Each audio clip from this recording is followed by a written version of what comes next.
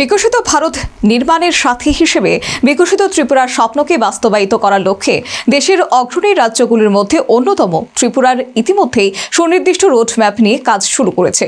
এই উদ্যোগের ফলে নীতি আয়োগ ত্রিপুরাকে দেশের ফ্রন্ট রানার স্টেট হিসেবে স্বীকৃতি দিয়েছে। বিকশিত ভারত বিকশিত ত্রিপুরা মেলার উদ্বোধনী অনুষ্ঠানে এই কথাই বললেন মুখ্যমন্ত্রী মানিক সাহা। বিকশিত ভারত প্রকল্পে বিকশিত ত্রিপুরার লক্ষ্যে একে একে উন্নয়নমূলক প্রকল্প হাতে নিয়ে চলেছে রাজ্য সরকার, যার ফলে দিন দিন এগিয়ে চলেছে রাজ্যের উন্নয়ন পরিকাঠামো। বৃহস্পতিবার আগরতলা শিশু উদ্যানে 3 দিন ব্যাপী বিকশিত ভারত বিকশিত ত্রিপুরা শীর্ষক মেলার উদ্বোধনী অনুষ্ঠানে এ কথা বলেন মুখ্যমন্ত্রী মানিক সাহা। এদিন মুখ্যমন্ত্রী তার ভাষণে বলেন, 2047 সালে বিকশিত ভারত গড়ার লক্ষ্য নিয়েছে কেন্দ্রীয় সরকার, আর একই লক্ষ্যে কাজ করে চলেছে রাজ্য সরকার।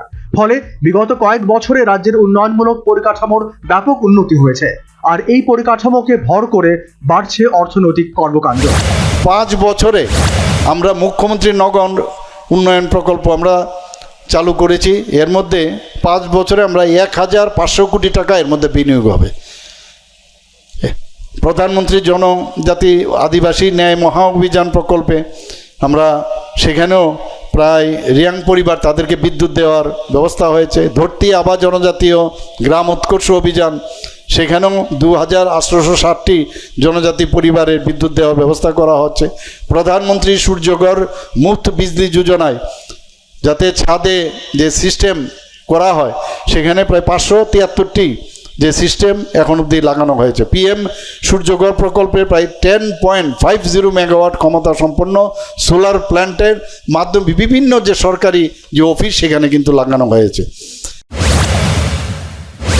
এই কর্মকাণ্ডের ফলস্বরূপ রাজ্য সরকার বিভিন্ন ক্ষেত্রে কেন্দ্র সরকারের কাছ থেকে একে একে পুরস্কৃত হচ্ছে। শুধু তাই নয়, এই উদ্যোগের ফলে ত্রিপুরাকে দেশের ফ্রন্ট রানার স্টেট হিসেবে স্বীকৃতি দিয়েছে নীতি আয়োগ, বললেন মুখ্যমন্ত্রী।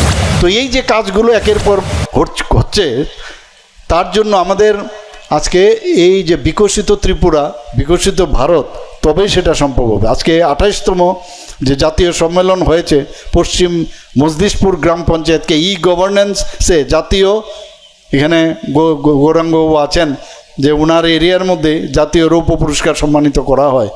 এরকম আমরা প্রায় 7-8টা আমরা পঞ্চায়েত লেভেলে কিন্তু আমরা পুরস্কার পেয়েছি।